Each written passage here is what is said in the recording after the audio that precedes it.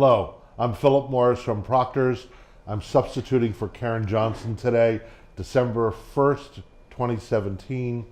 I demanded that I replace Karen on this one because this interview for the Historic Committee of Proctors meant a lot for me to do with my friend LeGrande Serras, who our community knows well as a fine restaurateur and a committed individual to the community, and has a long story that I want to make sure to extract for us about the block, the 400 block that Proctors is in the middle of. Hello, LeGrande. How are you, Philip? I'm fabulous. So tell me what you saw in some year before Canal Square. Well, what had happened, and I was trying to recall the early years of Canal Square. The 1968 was the year that the Colony Center was opened, and those of us that were in the downtown Schenectady was booming. What were you doing?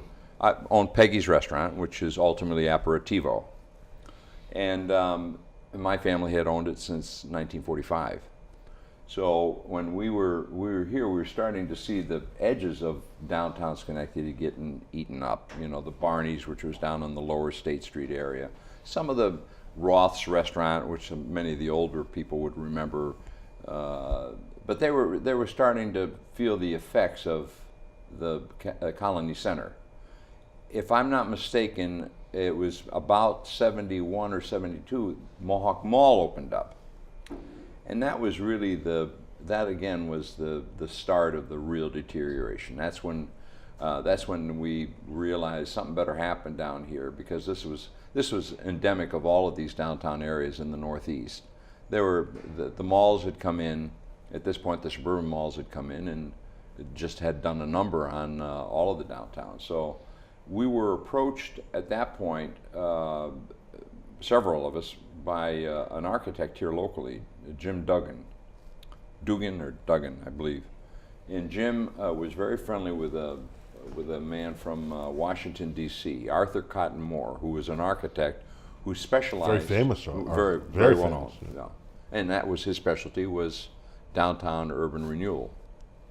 And Jim approached, there was Chuck Carl, Mr. Cushing, Jim Cushing from Cushing Stone, Mr. Flora, Joe Flora from Schenectady Savings Bank, and a few of the other people that were here in the 400 block area. Angelo Delario, who owned the Lafayette Men's Store, Paul Eisenberg, the Squire Shop, Jack and Kathy Sheehan. From the Costumer. From the Costumer, correct. And this is all in the block from Broadway to up to Clinton. At that point, they put together a meeting so that Arthur Cotton Moore could explain to us what he had done in other urban settings. Now, all these buildings were occupied, but their businesses were starting to feel it. Starting to feel it. Yep. As I said, Philip, the edges were already starting to disappear, and I'm going down that way. So Peggy's had seen, just your own business had seen enough of a decline to go to this meeting. Yeah, absolutely. And now, and here I am, 28 years old, I'm full of vim and vigor, ready to roll, and I'm starting to see the same thing that everybody else was seeing, which was, what are we going to do now? And that was really the beginning of Canal Square, and how this project was and I think back as to the center of the whole project, of course, was Proctors Theater. And Proctors Theater at that particular point, and this is, some people have different thoughts as to what happened, but Proctors Theater at that point was scheduled for demolition. And I don't remember the exact year, but I do recall that that this was not rumor, this was fact. And it was given it had gotten to the point where it was just doing skin flicks. That's correct. It was a porno theater, right? And there were very few of us that went, but and you knew everybody else. And I knew everybody. Yeah, exactly. So anyway, so it was really the the demise of what was going on. So we were working then, of course, with Mayor Ducey, and So what did Moore present? well, his whole thing is he came in with these pretty pictures, and this is what we can do. And of course, again, being the young, enthusiastic guy that I was, I'm impressed by all these pictures and what his view and what his concept was running this canal system that was going to be involved in this whole project, tying these properties all together so that there would be essentially the second floors would be a continuation of all of these hallways that would take you from one store to the other. So when we went to see some of his projects, of which the best known one was Canal Square down in Washington, Georgetown, and that of course was the final, the final stake for us to say, okay, this is what we got to do. And this was first and second floor retail, with anything above that turned into offices or whatever. So we were sold, and we embarked on putting up the kind of money that was necessary to get him to at least give us the initial schematics. So what did how many were there? 8, 9 businesses, property owners? Yeah, approximately. I mean, there were more people involved, but I think there probably that amount were the ones that came up with the initial money. So they made a big leap, these 8 property owners. Oh yeah. Oh So sure. describe it. What was that leap? Well, we needed. I was a small-time businessman. I mean, I think if I remember correctly, it was $50,000 we needed to come up with in order to hire this Arthur Cotton Moore, and at that point, we had to make a decision as to who it was. Well, Mr. Cushing at that point was in for $15,000. Mr. Flora jumped in, $15,000. Mr. Carl jumped in. So now we're at 45. And then the rest of us had to come up with the other 5. And that was the start of the schematics to get rolling at that point. And then as I've told the story, we needed to go with all these pretty pictures that we had, and I went down to Washington and went to see, and his name was, he was the head of HUD, Housing and Urban Development, Mr. Pierce. I think Franklin Pierce was his name. And I had all these pretty pictures, and I said, we need, in order to get this thing rolling, we need $500,000.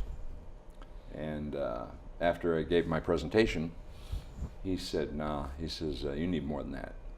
So he gave me $1 million. And I came back, and I'm a 28-year-old kid. What do I know? And so we came back with this wonderful grant. I should have asked for $10 million. I would have probably gotten that too. And that was an Urban Development Action Grant, as I recall, a UDAG grant. Exactly. Yep. Yeah. So, and that of course started the funding, and then there was a consortium of banks that were involved, and their role was to come in and pick up $11 million. So it was like a $12 million project. And the consortium fell apart. And ultimately, Mr. Keith, who was then the president of Schenectady Savings Bank, called me up, told me, we need to talk. So I went up there, and Mr. Keith said, I'm giving you the money. And he says, all I'm going to tell you from here on is sell that restaurant and get a effing haircut. Yes, Mr. Keith, absolutely. So how long was your hair? Yeah, longer than yours. So when Mr. Keith said it, you listened. So talk about the structure, because the structure that you guys created was pretty unusual. Yeah, what was so, the reason that it was so unusual, it was a grassroots effort that essentially that the owners of all these properties were going to turn their properties over to this 400 Block Development Corp. That was the entity. And that entity was based on what the value of those properties were worth less the mortgages.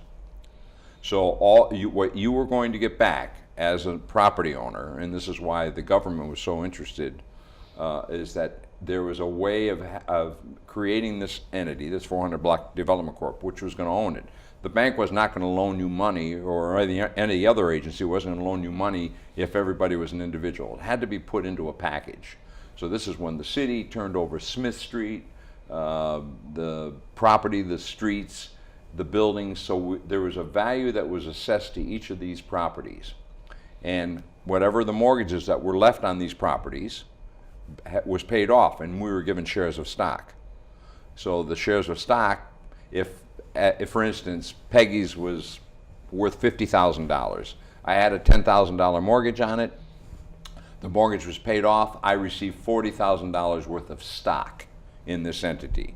That's why it was so interesting to the government, is they finally said, wow, this is a way that we can start to, as you said, the Housing and Urban Development Action Grants needed a way in order for this to happen. That's why it ended up becoming such a major project in the eyes of the government at that time. So that was the structure. So let's walk through the businesses one more time, the things people will remember.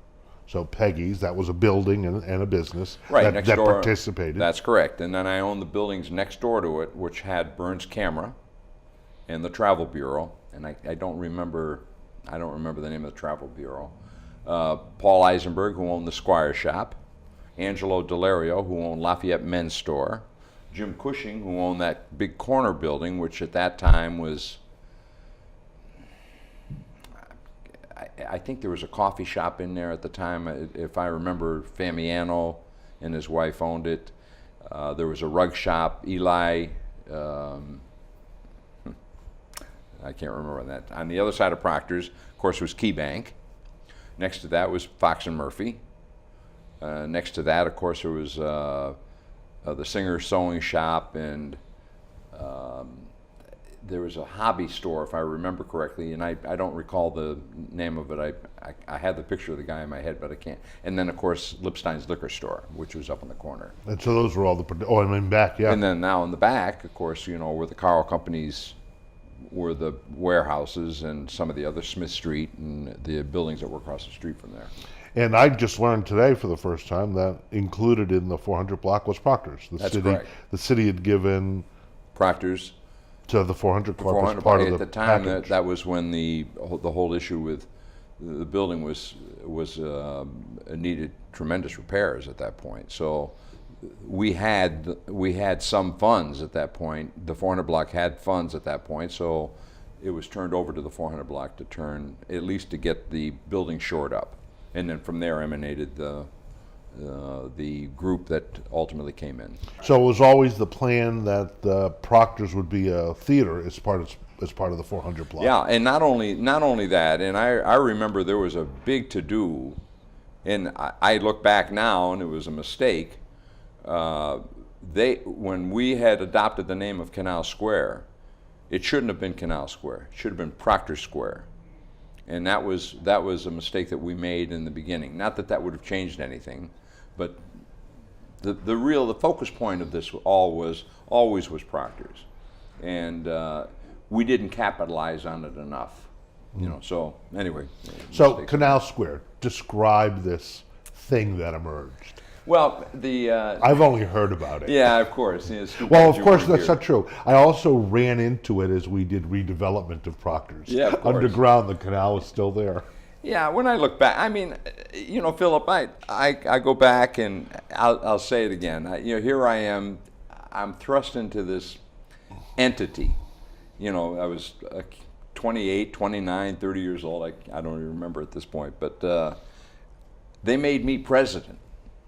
And I'm thinking, at the time, my head was so big, it was like, I think I want to tell a side story. My head was so, because I was in the paper every day, I was on TV, I was doing interviews, I was out every night of the week. Well, my friends, of which Paul Eisenberg and a couple of the others that were involved, what they ended up doing was that they ended up getting some stationery from Time magazine down in New York City. And on the stationery, it said, "Dear Mr. Serras, we've been following your career very closely, and it appears to us appears to us that we'd love to do the story on what has happened in in downtown Schenectady. Unfortunately, we've only have a one-way ticket for your plane to be flown down, but our private plane will fly you back. And would please come into our offices so we can do this. And of course, I show up at Time Magazine, because I got this letter and I got my pretty pictures. And I go upstairs and I walk in and I said, I'm LeGrande Serras. I'm meeting with Joe Smith. They go, who? Joe Smith. I said, I'm going to be interviewed for this project. And they said, we don't know what you're talking about. I said, then I realized, son of a bee. And of course, my wife at the time was involved in it, so I only had $22 in my wallet because I always carried cash. But I never looked. And of course, here I am with $22. The bus was $20 to come from New York back to downtown Schenectady. And they're all waiting down at the bus station for me to come back. That bastards. Anyway. That's a great one. Well, that was part of the deal. But anyway, it taught me a little humility. But anyway, so the structure itself was, I said, when we finally came up with this formula, is to come up with a way of making this entity work. But as far as the physical aspects of it, was trying to tie all these properties together to make it look like an urban setting and an urban mall.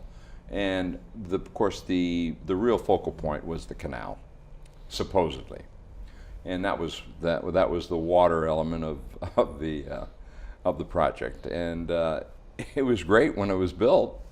So describe it. Describe it when it was built. Yeah, 10 foot wide, 8 foot wide. I don't remember. I don't know. I don't recall specifically, but it went from the Clinton Street up Clinton and State behind the properties, and then wound its way around Smith Street, and then ultimately in the back of what was the Carl Company and the lower part of 400 Block Development Corp. So there was one big area on the one side and one big area on the other side, and then the canal itself, which wound through the back on Smith Street and all the way back up to Lipstein's liquor store. And what we found is that the first year we became a public swimming pool for all of the people up on Hamilton Hill. Was there supposed to be boats on it? A little. Yeah, we had little paddle boats. Paddle boats. Yeah, and I ended up getting, I think, 4 or 5 of them that we had the paddle boats going in there. It was a beautiful project. I mean, it was a great project. Didn't make a dime, but it was a. And then there was a pond. There was the bigger section was behind Peggy's, as I remember. That was the one big drawings. section, and the other big section was on the other side of Proctors, which was, again, if you walked out the side doors of Proctors, you walked into the other big pond, and that was the community swimming pool. So that was. So I also heard rumor that it was never pumped adequately, so the water was green. And, it was when we look back at it, it was beautiful to see at the very beginning, which was probably the first 2 months. After that, it was a disaster. The pump systems didn't work properly. We were growing some vegetables in there that you couldn't eat, but it was rough. So how many years do you think the canal existed? I'm going to say probably 2. And then, as I recall, because it was still here when I came in 2002, the facade had a unifying. Yeah, the coloring of it was marquee kind of thing. That's that correct. Went across everywhere. It was the facade was all in brown and gold, and each of the sign, of course, everything became very uniform to again create that whole idea of being a suburban urban mall. As I said, it was a wonderful looking project. Philip, the thing that I do know now, and you and I have talked privately about this, and I think I certainly can talk about it now. It didn't matter what we did. I have to accept that fact that GE at that point, we had seen our community go from 100,000 people down to 60 because GE, as you know, had moved their headquarters out of here overnight. 40,000 people. I mean, it wasn't overnight, but in a relatively within short 3-4 time. years. So,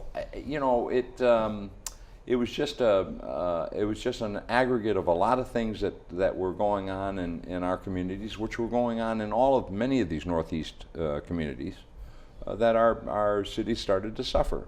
And I held myself responsible.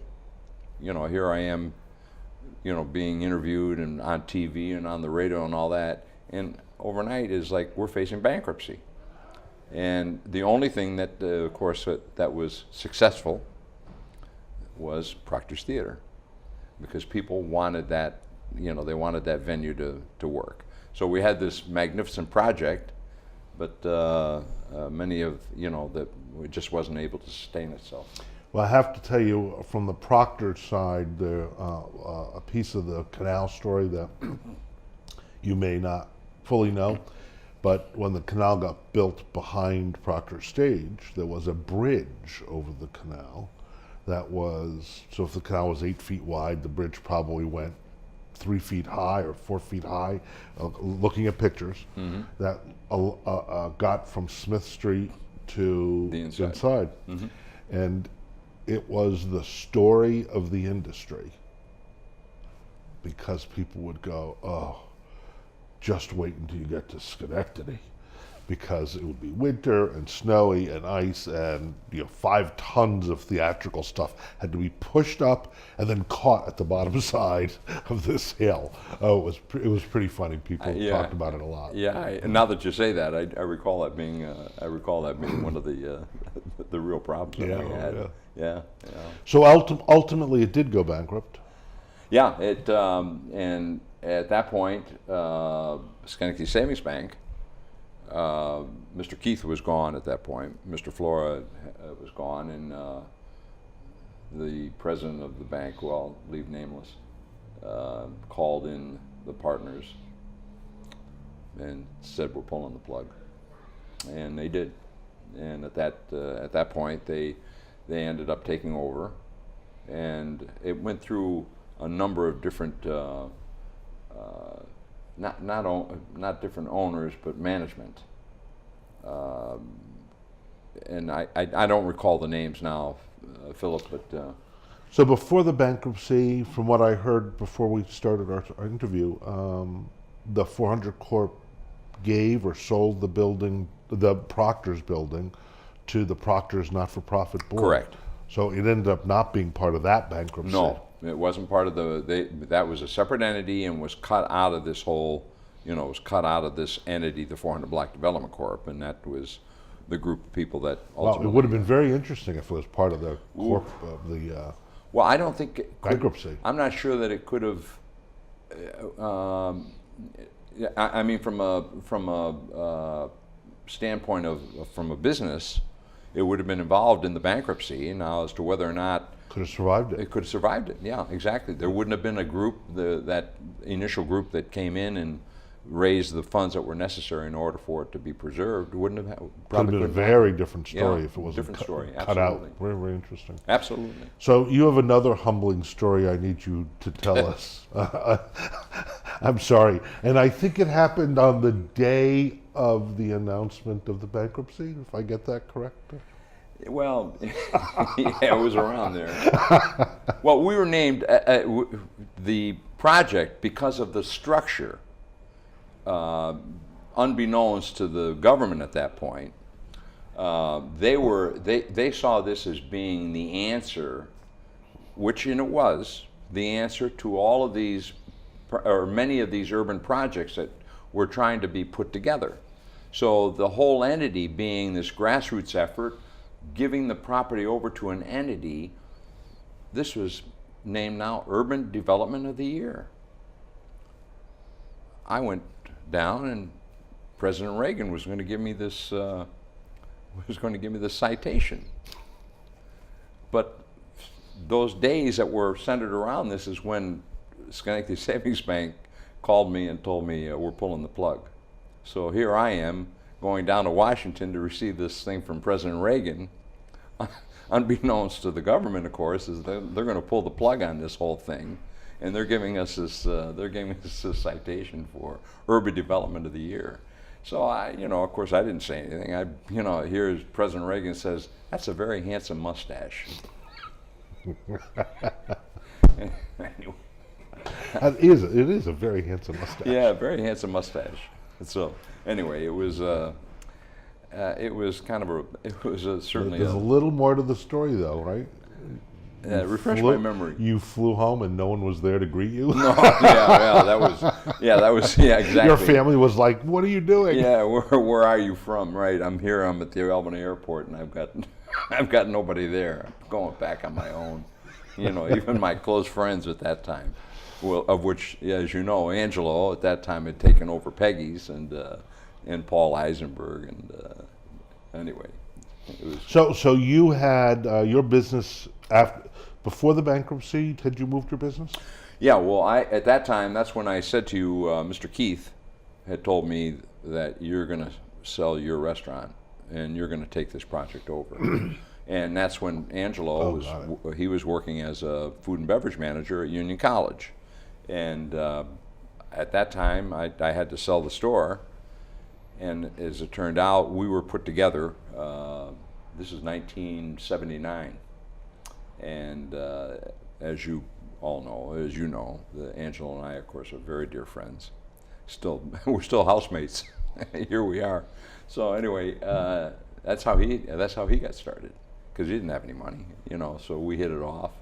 He was just an incredible energy, vision. So it was quite something. So you've shared some of looking back on Canal Square, but take one more cut at it. The notion of aggregating buildings in downtowns is really smart, because so many of them don't meet code unless you can do an aggregation. They need elevators, and an elevator for one thin building is insanity if you could make it work for 3 or 4. So the idea was right, as you suggested. The concept was the concept was great. I mean, we received Urban Development of the Year specifically because of the structure, as to how you could put something like that together, and as to what would have been. And again, I see now with many of the things that you have done and the people here at Proctors have done in order to incorporate a lot of these upper floors into. I just read about the Addy. Brilliant, And again, it just, those are things that if we could have done that perhaps at the beginning, if we were farsighted enough to see that if you could create this theatrical space that would have incorporated many of these properties, which has been done, and maybe couldn't have been done at those early years. I mean, maybe this would have to have been the natural course of action that would have taken all of these years in order to accomplish. Yeah, I have that sense. I have a sense not of Canal Square as failure, but as process. Because we didn't know. I mean, all of us. And if younger people didn't decide downtowns were okay, if certain kind of attitude about housing in downtowns didn't happen, Proctors would have been alone, which might not have been a good thing. Well, no, and that perhaps is the case. You got to remember, and I say it on behalf of the Greek community. What some of the towns had done, what some of the cities had done in those early years is there was a whole community of Greeks and Italians that lived over where the police station is and all in that area over there. This was before you had come, but there's a very large group of people that were here. They were wiped out, because of what we thought was urban development. And it came in, and many of the viewers will remember 2 guys came in, wiped out the whole Italian and Greek community. And 2 guys, how many years did it last? I don't know, 3, 4 years at that point. But meanwhile, we eliminated all of them. So the whole idea of looking back now we have 30 years longer. We should have been more prudent in the way, and I'm talking about we being all these downtowns, that we should have been more prudent about how we structured this. I just, coming in here, I always love to tell the story that, the 3 or 4 people that stopped me and said, LeGrande, come on back downtown, And I'm at this point in my career, I'm done, I'm finished, but I feel so good when I come to downtown Schenectady, and I feel so good about walking in through here and seeing all of the things that have happened and all the positive things that have happened. And then when someone, as I said, a couple of people that stopped me on the way in said, "Do you like what's happened down here?" I said, "I love it. I just absolutely love it." And I'm so proud of our community and how it's gone forward, and of course certainly what's happened here at Proctors. Well, thank you, LeGrande. Thanks for your time. We're going to go on a tour of the Addy after this. Thank you for joining us. The Historical Committee is documenting the history of this block, this town, and this great theater, Proctors.